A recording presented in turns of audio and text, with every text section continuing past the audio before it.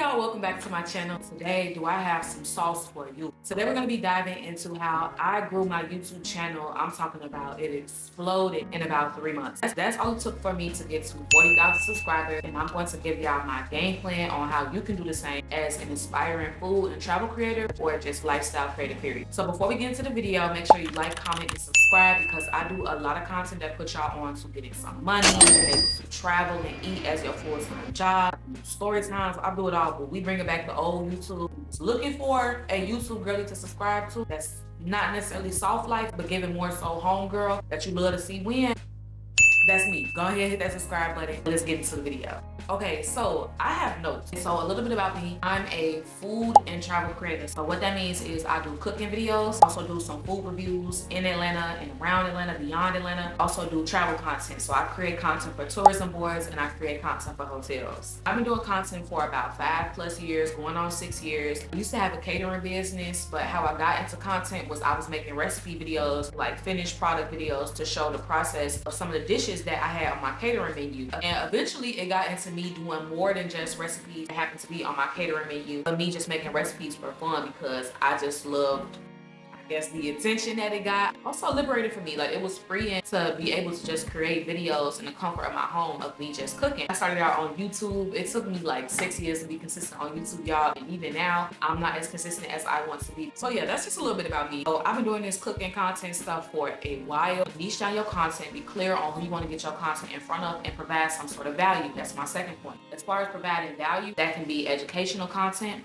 that could be motivational content, that could be entertainment. You could say me teaching you how to make things from scratch. That's providing value because groceries are very high. People can't trust the groceries that we do eat, and times is getting hard. We all know that the TikTok ban was passed. I do have my largest following on TikTok, but I feel like I get most of my engagement from Instagram. Now we're gonna get into filming, editing, and equipment. The camera that I'm filming on is specifically for my YouTube videos, and I also use it for a lot of my content. When you're filming a YouTube video, it's gonna be 16:9. That's gonna be the frame measurement. Girl, that's gonna be the aspect ratio. Every other social media app, Instagram, Facebook, Pinterest, it's gonna be using a 9:16 ratio. As far as equipment, I think you can use an Android. I think you can use an iPhone. I personally use an iPhone 13, and for my past videos, I've used an iPhone 13 Pro and an iPhone 12. Had no issues. I don't film in 4K 60. I film in 4K 24, or I film in 4K 30 if I'm filming on my phone. And as far as filming on my camera, I do 4K 24 or 4K 30. And I personally feel like when you film in 4K 24 or 4K 30, it gives a smoother, more natural look in the video. And if you want to do 4K 60, you will get super crisp videos, but just keep in mind that the higher the frame rate or the higher the number is, the larger the file is going to be. And it's worth it because your audience is going to be like, damn, that camera quality is amazing. Now also, here's another tip that I have for y'all.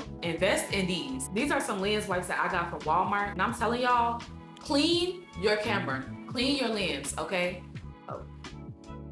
And I'm telling y'all, clean your camera, clean your lens, because a lot of people are going to notice that your camera is dirty. It's like they'll notice your house is dirty in the background, or they'll notice something on your lip. I don't know. But you want to clean your camera because a lot of times it's going to be a dramatic improvement. As far as lighting equipment, I will link some options down below, and I also have some filming equipment linked in my Amazon store. Aside from that, editing software, I recommend using CapCut. A lot of people don't recommend CapCut. Girl, I use CapCut too. You can also use iMovie. You can use Final Cut Pro. Personally, I like to use CapCut because it's user-friendly. I love using it on my MacBook or PC, and I also love using it on my phone because it's just super easy to use. And I pay for CapCut Pro premium subscription. Life would be so much easier. It got all these different features. If you do a voiceover and you got a bunch of ums or you taking breaths, it has a new feature that will remove those little gaps in your speech. And I think that's so convenient. I love their captions. I love their special effects. I love the templates, all of that. Love CapCut down. Figure out which one you prefer, and if you like, you can go ahead and upgrade to a premium service so you can get a more seamless experience for editing your videos. So now let's get into how I grew on my YouTube. And it was not from long form videos. It's from YouTube damn shorts. YouTube damn shorts. So there's gonna be 2 ways that you're gonna be able to grow on YouTube shorts, okay? If you're somebody like me that is already busting on other platforms, or you already got some type of traction like on Facebook, Instagram, and TikTok, it's gonna be super easy for you to get the ball rolling on your YouTube shorts. All you're gonna do is use a software like Snap Insta. Snap Insta is gonna remove a watermark for Reels. So that's gonna be Instagram and Facebook Reels. You use snapinsta.app. I'll link that down below, put it on the screen. And you're also going to use sstick.io to remove the watermark for TikTok videos. First, you're gonna wanna remove the watermark from previous videos on other platforms. And those are the apps that I use. Remove the watermark because if you have a watermark and you repurpose it to other platforms, it's probably gonna impact the performance because they're like, why you promoting another platform? Blah, blah, blah, blah, blah. We don't want the problems. We want to get all that traction. We want to get all that motion. And as far as captions for my YouTube shorts, I just keep it to the title of the video, what the video is about. I do it in like 5 to 6 words. Girl, how to make meatloaf, boom. How to make gravy, boom. I put hashtag cooking, and I put hashtag maybe my username and hashtag the name of the dish or whatever it is in the video. If I'm doing a travel video, I'll do hashtag travel. I'll do hashtag Maldives if I'm in the Maldives, and I'll do hashtag callmecandacetv. The sweet spot for YouTube shorts I find is 30 to 45 seconds. Correct me if I'm wrong down below, but that's what helps to scale my page. Honestly, my game plan was posting one YouTube short every day for like 6 months. And it sounds like it's a lot of work, but I kind of had a leg up because I already had videos that was going viral on other platforms. So all I did was just remove the watermark, put that viral video on YouTube Shorts, and went from there. So if you're gonna be starting from scratch because you don't have a lot of content, that is going to be a little bit daunting. But I posted like one video, I think it was like a seafood boil video, and ever since then I blew up to 40,000 subscribers in like 3 months. It was crazy. Blew up to 40,000 subscribers between December to March, and we're now in April, so my page goes a little bit, but yeah. And I'm telling y'all right now, YouTube Shorts is the truth, okay? Because that's gonna be rivaling TikTok now. There's a ban, and people are looking for another way to consume short form content. And YouTube is king. Everybody know that YouTube is king. Everybody know that YouTube is going to be around for forever, for a very long time. YouTube Shorts was my saving grace. So I posted every day or at least 5 days a week on YouTube Shorts, and it sounds like a lot, but I always tell people, if you want to grow on YouTube or grow on any social media platform and grow as a content creator, you have to look at your strategy like going to the gym. If you have weight loss goals or fitness goals, you're not going to achieve those fitness goals by just going to the gym once a week or not going at all or going on and off. No, YouTube is the same way. What you put in is what you get out. Same like when you're in the gym, okay? So the harder you go, keep in mind, will you see results faster? Yes, but you can also burn out really quickly. Like how you can burn out at the gym or get injured. So pace yourself. And that brings me to my next point. The way we're gonna pace ourselves is by bulk filming our content. And bulk filming is basically taking 1 to 2 days out of the week to do nothing but film your videos. So I'm talking about you not doing nothing but pressing record and filming your content. Point blank period. Now, if you're a travel creator, it might be a little bit different because you got to go around to different hotels. You got to go around to different places. So I would just say coordinate when you're going to these places according to your schedule so it makes more sense. So say if I'm in Atlanta and I want to build up my travel portfolio, I'm going to make sure that I get my travel content on like Fridays and Saturdays because that's the weekend. So say if I'm in school or if I have work, okay, I'm gonna make sure that I do my food reviews. I'm gonna make sure that I do hotel content or whatever content, even if I'm traveling far and beyond. I'm gonna make sure I do those on the weekend, and then throughout the week, I can have a designated day where I just do nothing but edit. Does that make sense?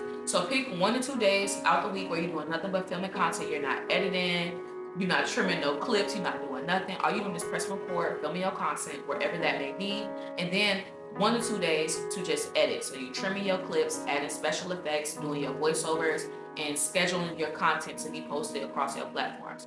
So if you want to do both your YouTube content or your long form 16:9 content and your short form 9:16 content, I recommend doing that. And some people, how their brain works, they have to do a separate day for bulk filming for YouTube and a separate day for bulk filming their short form content. Me personally, if you have multiple devices, it'll be easy to film your short form content and film your horizontal YouTube content on another device. So that's totally up to you and if you want to invest into a second device. But if you're limited to your resources and your equipment, then just figure out what works for you. Now, as far as the best times to post, the number one thing that's going to help you is using your last 30 days of analytics. That's going to tell you the best time that your audience is online. Everybody be online telling you, oh, you got to post Tuesdays at 6 p.m. Yeah, that helps. Like some of them tips help, but ultimately it's going to be your analytics. And I know everybody talks about that, but I will say the best time I found for shorts is throughout the week would be like anywhere from like 12 to 8 p.m. Girl, I don't know what it is, but really the sweet spot for me is like 6 to 8 p.m. Point blank period. And then sometimes I post in the afternoon, on the weekends, and throughout the week. So that'll be like 12, no later than 4 p.m. That's the same if you're posting YouTube videos. I found that posting in the afternoon on weekends is great, and then also posting in the evenings during the week, because people will be home, getting off work, getting home from school, and they'll be winding down, watching their YouTube videos, watching their TV shows, you know the drill. Aside from that, that's my tips for YouTube Shorts. I definitely would say do not steal content. Do not be one of those YouTube Shorts pages that posts like just like a viral video from other people, because I do think you'll get flagged for that. Keep in mind that YouTube Shorts does not have like commercial music like Instagram and TikTok does. If you're gonna use music on the background of your YouTube videos, I would definitely say make sure you do your research and get copyright-free music. As far as thumbnails go, I like to create my thumbnails on Canva. I typically create my thumbnails based on my own creative interests and also based on other people within my niche that are super successful. If you have a video idea, look it up on YouTube, see the typical theme of thumbnails for other people that have a successful video like that idea. What I would do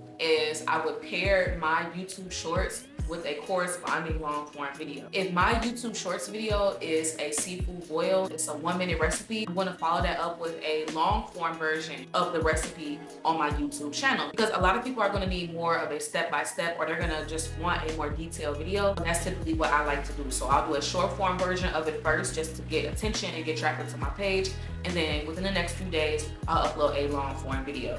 Woo! I'm like, damn, did I cover everything? I don't know if I did. And also, this is what I want to say too. This is the truth about the YouTube partner program, okay? You can get monetized, but it's going to be for, let me double check.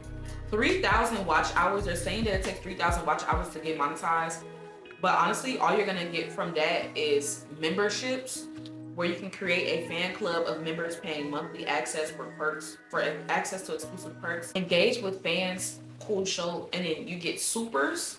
Engage with fans who show support through one-time interactive purchases. You have shopping, share products across your channel from your own store.